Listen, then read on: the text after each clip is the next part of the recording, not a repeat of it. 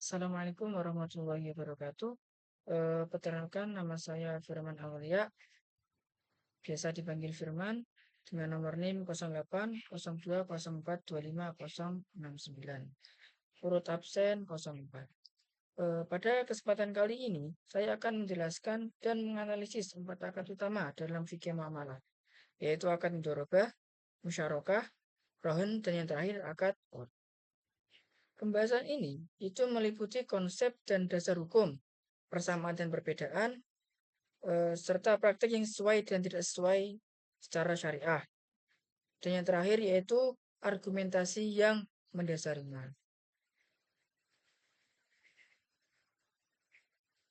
Akad mudharabah. Akad mudharabah adalah akad kerjasama ya, antara pemilik modal atau sahibul mal dengan pengelola usaha atau mudharib. Dalam akad ini, keuntungan dibagi berdasarkan nisbah atau presentasi yang telah disepakati di awal akad.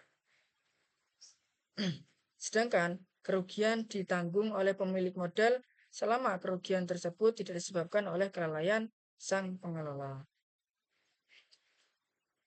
Yang kedua yaitu akad musyarakah. Akad musyarakah adalah akad kerjasama antara dua pihak atau lebih yang masing-masing itu memberikan kontribusi modal untuk menjalankan suatu usaha.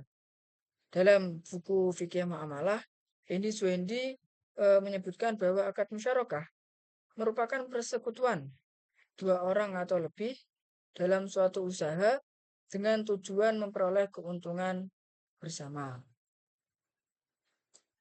Yang ketiga yaitu akad rohan. Akad rohan merupakan akad gadai, yaitu menahan suatu barang yang memiliki nilai ekonomi sebagai jaminan atas utang.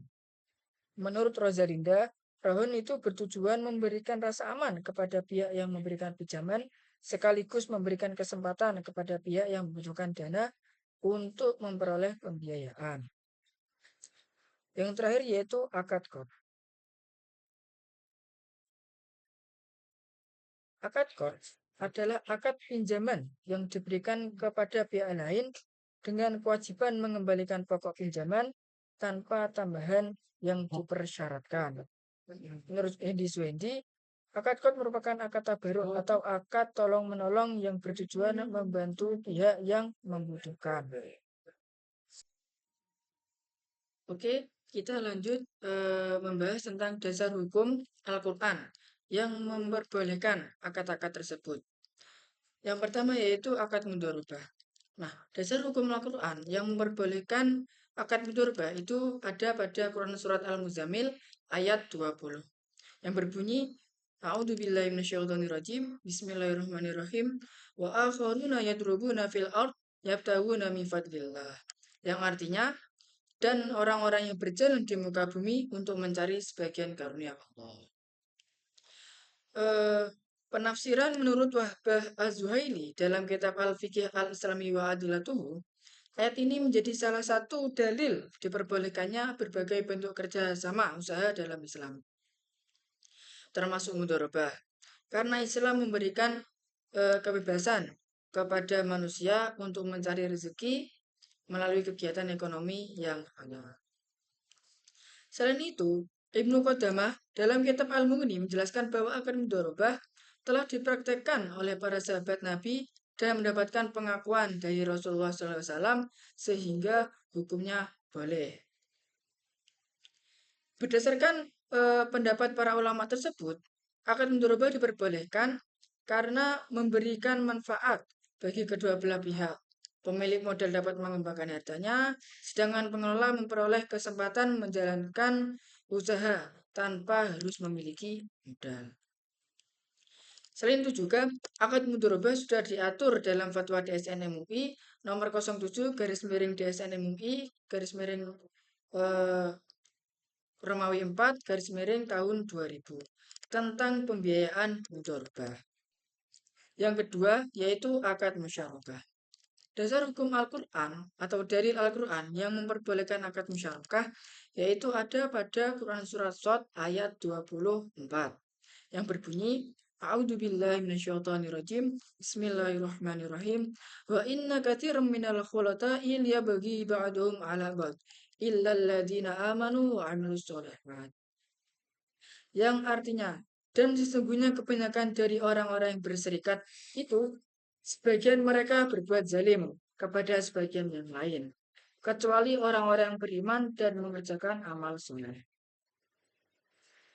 Nah, menurut Abdurrahman Al-Jaziri dalam kitab Al-Fiqh Al-Mazhabi Al-Arba'ah, ayat ini itu menunjukkan bahwa syirkah atau kemitraan itu diakui dalam Islam.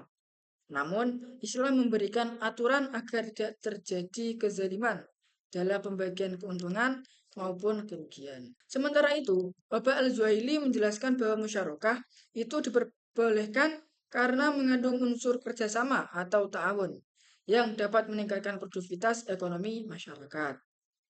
Nah, dari pendapat-pendapat tersebut dapat dipahami bahwa musyarakah merupakan akad yang menekankan prinsip keadilan dan tanggung jawab bersama, sehingga tidak ada pihak yang dirugikan. Akad musyarakah juga sudah diatur dalam fatwa DSN MUI nomor 8 garis miring DSN MUI garis miring Romawi 4 garis miring tahun 2000 yaitu tentang biayaan musyarakah. Nah, yang ketiga yaitu akad rohani. Dalil Al-Quran yang memperbolehkan akad rohani itu ada pada Quran Surat Al-Baqarah ayat 283 yang berbunyi A'udzubillahi minasyaitonirrajim Bismillahirrahmanirrahim Furihanum maqbudah, yang artinya maka hendaklah ada barang tanggungan yang dipegang. Nah, dalam kitab Al-Majmu' Syarh Al-Muhadzab, Imam An-Nawawi itu menjelaskan bahwa kebolehan akad rohani sebagai jaminan atas hutang.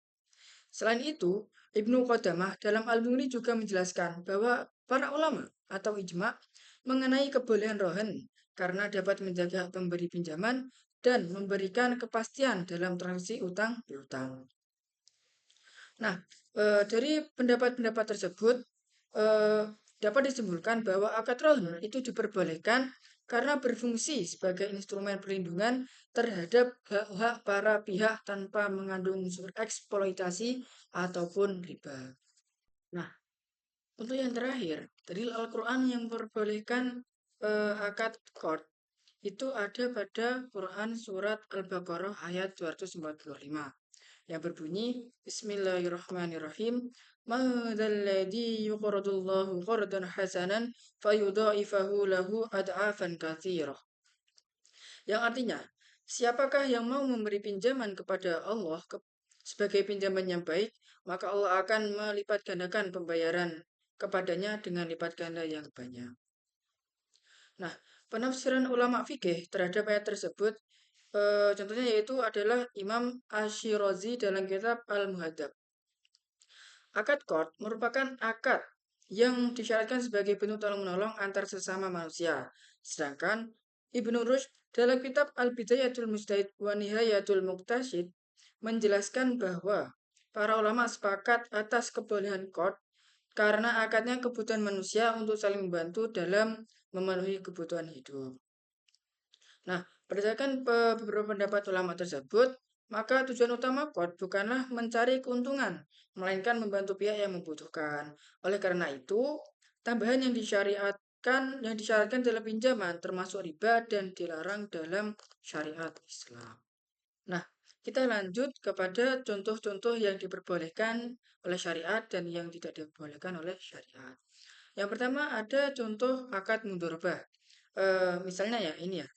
Ada sebuah bank syariah yang memberikan modal sebesar 100 juta kepada pelaku UMKM dengan nisbah keuntungan 60% untuk nasabah dan 40% untuk bank. Nah, praktek ini itu sesuai dengan syariah. Karena apa? Keuntungan itu dibagi berdasarkan kesepakatan nisbah dan kedua pihak yang memahami risiko yang akan mungkin terjadi. Nah, sedangkan contoh yang tidak sesuai dengan prinsip syariah yaitu adalah bank itu mensyaratkan keuntungan tetap sebesar 10% setiap bulan tanpa memperhatikan hasil usaha yang sebenarnya. Praktek ini tidak sesuai syariah karena menyerupai sistem bunga atau riba yang memberikan keuntungan pasti kepada pemilik modal. Selanjutnya yaitu akad musyarakah. Contoh akad musyarakah yang diperbolehkan oleh syariah yaitu adalah ketika ada dua orang yang mendirikan usaha sebuah kuliner. Nah, masing-masing setiap pengusaha itu menyetor modal sebesar 50 juta dan menyepakati pembagian keuntungan sebesar 50% setiap pengusaha. Nah, praktek ini itu sesuai prinsip syariah karena keuntungan dan risiko itu ditanggung bersama sesuai prinsip kemitraan. Sedangkan contoh praktik yang tidak sesuai syariah itu adalah ketika salah satu pihak itu meminta keuntungan tetap setiap bulan tanpa bersedia menanggung kerugian usaha. Praktik ini tidak sesuai syariah karena apa? Karena bertentangan dengan prinsip profit and loss sharing yang menjadi karakteristik utama akad musyarakah. Lanjut ke akad yang ketiga yaitu akad rohani. Contoh yang diperbolehkan oleh syariah yaitu adalah ketika nasabah itu menggadaikan emas di penggadaian syariah dan hanya dikenakan biaya pemeliharaan serta penyimpanan emas. Praktek ini sesuai syariah karena apa? Karena biaya yang dikenakan itu merupakan biaya yang jelas, bukan bunga pinjaman. Sedangkan contoh praktek yang tidak sesuai syariah itu adalah ketika pemberi pinjaman itu menggunakan barang gadai untuk kepentingan pribadi tanpa izin pemilik. Yang terakhir yaitu adalah akad qard. Contoh akad qard yang diperbolehkan oleh syariah yaitu adalah ketika bank syariah itu memberikan dana talangan pendidikan sebesar 5 juta. Dan nasabah itu hanya mengembalikan pokok pinjaman tersebut tanpa ada unsur tambahan. Praktek ini sesuai syariah karena apa? Tidak terdapat tambahan yang disyaratkan. Sebaliknya, yaitu adalah contoh praktik yang tidak diperbolehkan oleh syariah, itu ketika pemberi pinjaman itu mensyaratkan tambahan pembayaran sebesar 20% dari jumlah pinjaman, entah itu manfaat atau berupa uang atau benda. Nah, praktik tersebut itu tidak sesuai syariah karena termasuk riba qard, yaitu tambahan yang dipersyaratkan atas pinjaman. Oke, kita masuk ke pembahasan persamaan dan perbedaan terhadap keempat akad tersebut. Yang pertama yaitu persamaan keempat akad. Yang pertama, yaitu adalah sama-sama merupakan akad yang diperbolehkan dalam syariat Islam. Yang kedua, yaitu dilaksanakan atas dasar suka antar suka atau saling rela. Yang ketiga, yaitu adalah harus terbebas dari unsur riba, gharar, dan maisir. Dan yang terakhir, yaitu digunakan dalam praktek lembaga keuangan syariah. Sedangkan perbedaan utama terhadap keempat akad tersebut, yaitu yang pertama, mudharabah merupakan kerjasama antara pemilik modal dan pengelola usaha. Yang kedua, musyarakah itu merupakan kerjasama beberapa pihak yang sama-sama memberikan modal. Yang ketiga, yaitu akad rohan merupakan akad jaminan atas utang. Dan yang keempat yaitu adalah akad qard, yaitu merupakan akad pinjaman sosial tanpa keuntungan. Kesimpulannya yaitu adalah berdasarkan pembahasan yang telah dipaparkan, dapat disimpulkan bahwa akad mudharabah, musyarakah, rohan, dan qard itu memiliki karakteristik yang berbeda. Namun, semuanya itu bertujuan untuk mewujudkan transaksi yang adil, transparan, dan sesuai dengan prinsip syariah. Oleh karena itu, penerapan akad-akad tersebut dalam lembaga keuangan syariah harus mengacu pada Al-Quran, hadis, dan fatwa DSN MUI agar terhindar dari unsur riba, gharar, dan praktik yang memberikan salah satu pihak. Sekian dari presentasi pemaparan saya. Semoga bermanfaat untuk kalian yang menonton. Wassalamualaikum warahmatullahi wabarakatuh.